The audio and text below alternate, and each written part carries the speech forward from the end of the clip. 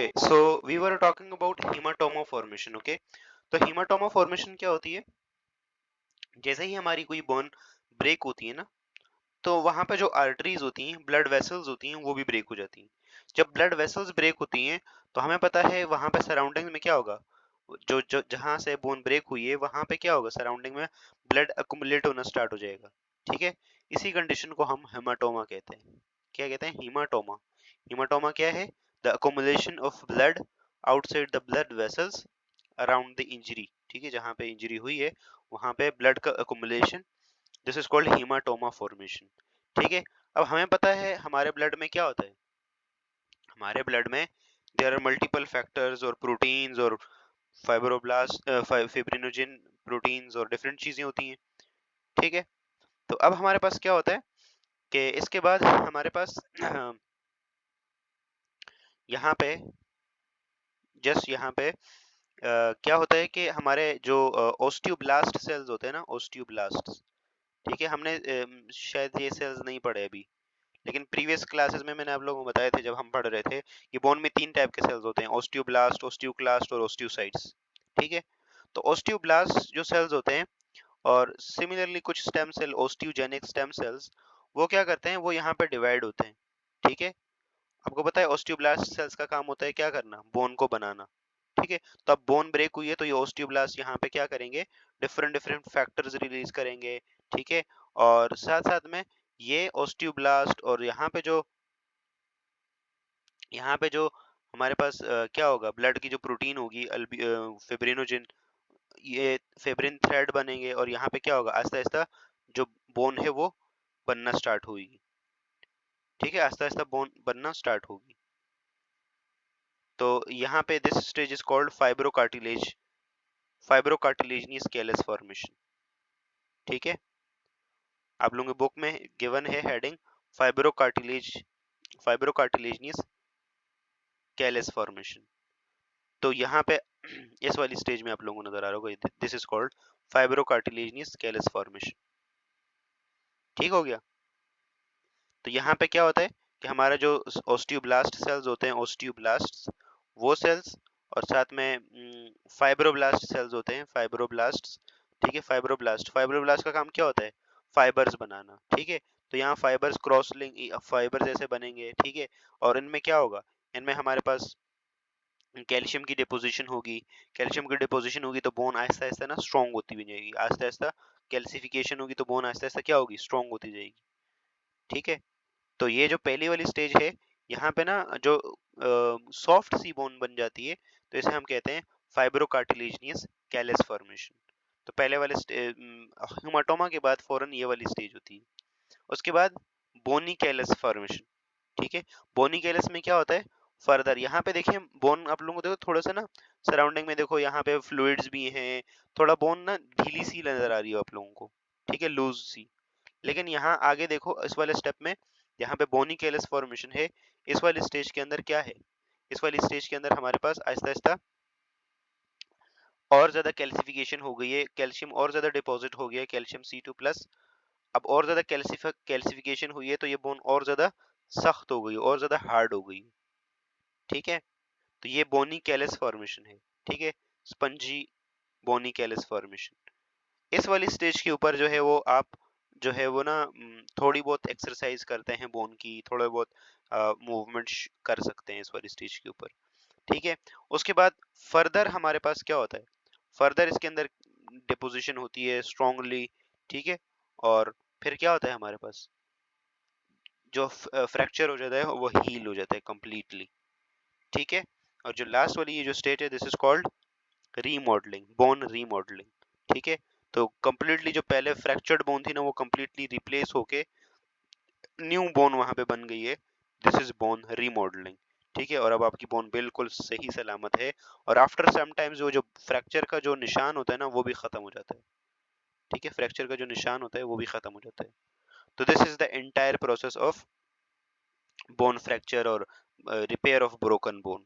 ठीक है, रिमेंबर पहला स्टेप क्या है, haematoma formation.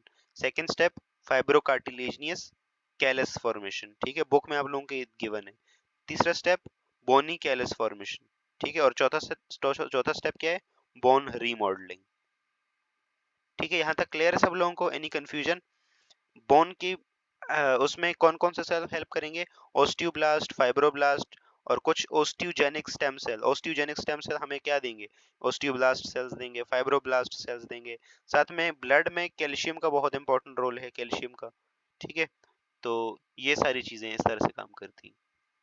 Got it guys? Any confusion up to this?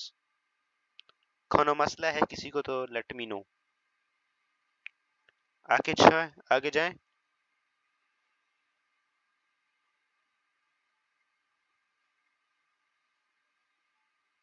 Okay okay, सुभारो। Presentation कहाँ है आपकी, सुभारो? इसके बाद हमारे पास ना एक चीज है, joint injuries. Yes, blood vessels होती हैं। Yes, there are blood vessels within the. Okay so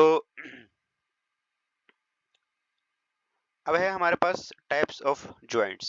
sorry, joints की हमने बात कर ली थी, बल्कि अब हम ज्वाइंट इंजरीज की बात करेंगे। ठीक है, तो जिस तरह से हमारे पास स्केलेटल सिस्टम के डिसऑर्डर्स थे, इसी तरह से हमारे पास क्या है, ज्वाइंट की भी कुछ इंजरीज हैं, कुछ डिसऑर्डर्स हैं। तो सबसे पहले है हमारे पास ज्वाइंट डिसलोकेशन। तो आप लोगों ने ये तो पढ़ा ही होगा ज्वाइंट डिसलोकेशन के बारे में। What is joint dislocation? देखिए यहाँ पे आप लोगों को शोल्डर ज्वाइंट में नॉर्मल, यहाँ पे नॉर्मली ये ज्वाइंट नजर आ रहा होगा, जिसमें क्या है, ह्यूमरस का हेड कंप्लीटली, जो ग्लेनो ह्यूमरल कैविटी है, ग्लिनोइड कैविटी है, वहां पे एग्जैक्टली फिट है। ठीक है, ठीक है, और वहां पे सही से घूम रहा है, ज्वाइंट सही से मूवमेंट कर रहा है। लेकिन ज्वाइंट डिसलोकेशन में क्या होता है कि किसी भी ऑपोजिट साइड से, जैसे फॉर एग्जांपल इस साइड से ज्यादा फोर्स लग गई, जैसे देखो इंटीरियर डिसलोकेशन इसने बोला है ना, इस साइड से ज्यादा फोर्स लग गई। अब जो है वो ना, जो ह्यूमरस का हेड है, वो वहां से ना अंदर, वो जो ग्लिनोइड कैविटी का सॉकेट है, वहां से निकल के बाहर आ गया। ठीक है, स्लाइटली या कंप्लीटली। तो this is called joint dislocation. ठीक है, तो joint dislocation is the complete change of the position or the separation of the bone in a joint due to any injury।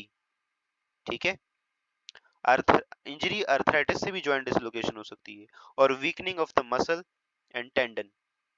It may damage the nerve and surrounding tissue. ठीक है, the common symptom of the dislocation are the severe pain, swelling, instability of the joint, inability to move the joint। ठीक है, ये सारे symptoms हैं हमारे पास।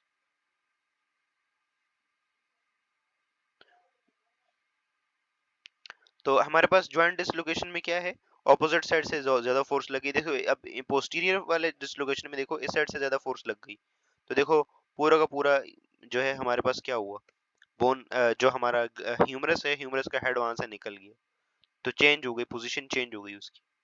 ठीक है, और ज्वाइंट डिसलोकेशन के क्या फीचर्स हैं, सिम्टम्स क्या होते हैं, सीवियर पेन होता है, और वो पर्टिकुलर जो ज्वाइंट, जहाँ पे ज्वाइंट डिसलोकेशन हुआ है, वहां पे स्वेलिंग होगी। ठीक है, रेडनेस भी हो सकती है, और साथ साथ में जो है वो पेन होता है, और inability to move the joint, movement वहां पे नहीं हो सकती। ठीक है, मूवमेंट वहां पे पॉसिबल नहीं है। तो this is called joint dislocation.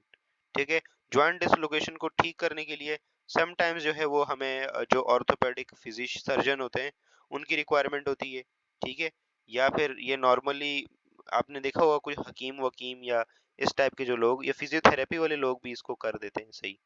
गांव में तो हमारा कहीं जॉइंट डिसलोकेशन होता था, तो वो बस एक एक गांव में जैसे आर्तुक बे की तरफ लोग होते हैं, तो उन्हें थोड़ा पता होता है, वो जो है वो मालिश से, ठीक है, फिजियोथेरेपी से और ऑयल वगैरह लगा के वो करते हैं ना, तो उससे सही हो जाता है। तो dislocation can be manage by surgery, physical bone manipulation by the doctor, rest, rest से भी हो सकता है। ठीक है, अगर ज्यादा सीवियर नहीं है तो, और फिजिकल थेरेपीज। ठीक है, यहाँ तक क्लियर है जॉइंट डिसलोकेशन का? ठीक है, और अगर बहुत ज्यादा पेन हो रहा है तो फिर इसके साथ आप लोगों को ना पेन किलर मेडिसिन ले सकते हैं साथ में। ठीक है, क्लियर है यहाँ तक? Any confusion?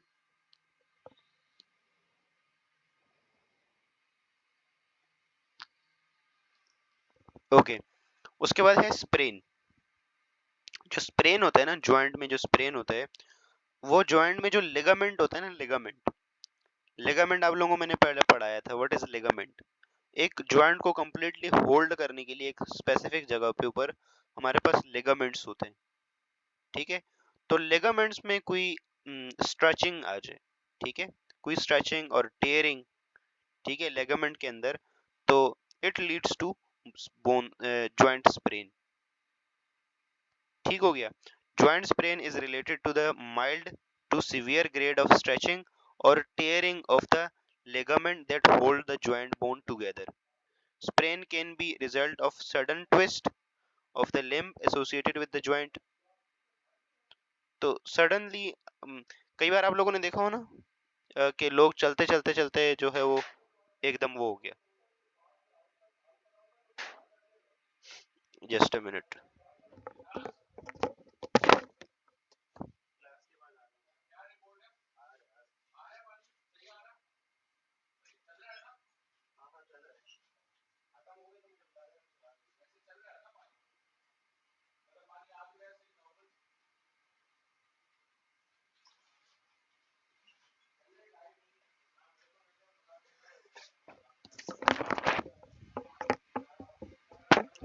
Sorry guys. Okay, तो जॉइंट स्प्रेन में क्या होता है, जैसे चलते चलते ना पाँव जो मुड़ जाता है एकदम, ठीक है, तो वो जो लिगामेंट होता है ना, कहते हैं ना पट्टा मुड़ गया, तो वो पट्टा ये लिगामेंट ही होता है। तो ये लिगामेंट अपनी जगह से देखो वो हो गया, और इसकी वजह से ये हो गया। मोस्टली ये रिस्ट और एंकल रीजन में होता है। ठीक हो गया। और इसके भी यही सिम्टम्स हैं कि स्वेलिंग होगी, पेन होगा, इन्फ्लेमेशन हो सकता है, ठीक है। और ये भी जो है वो रेस्ट से और bandages, pain killer medicine, ice packs, इन चीज़ों से जो है वो सही हो सकता है।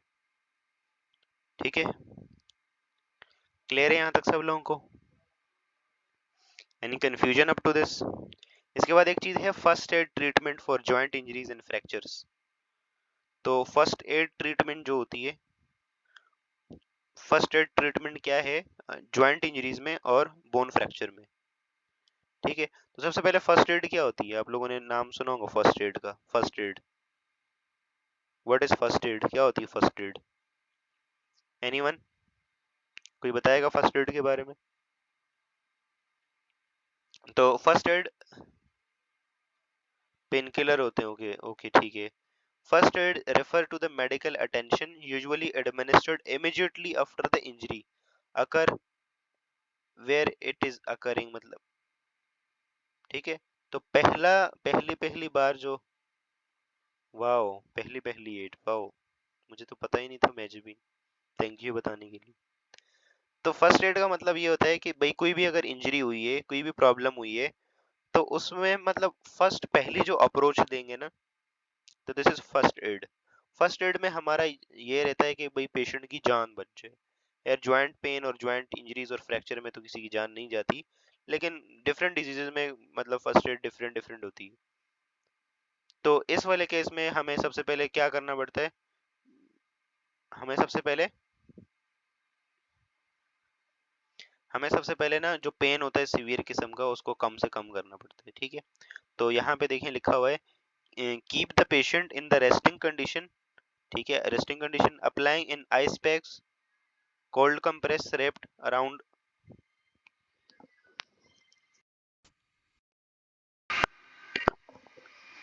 Okay,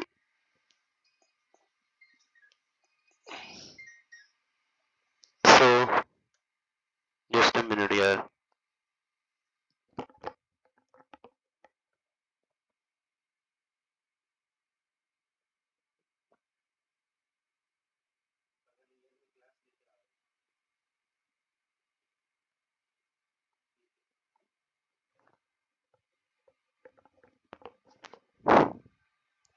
okay, so sorry guys, बार बार आज इंटरप्शन हो रही है।